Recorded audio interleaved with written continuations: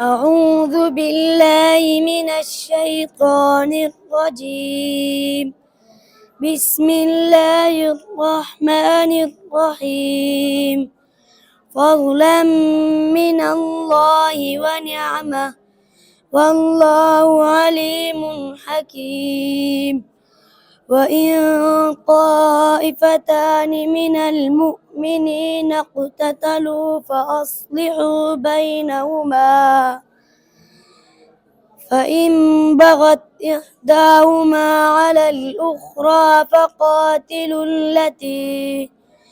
فقاتلوا التي تبغي حتى تفيء إلى أمر الله، فإن فاءت فأصلحوا بينهما بالعدل وأقسطوا، إن الله يحب المقسطين.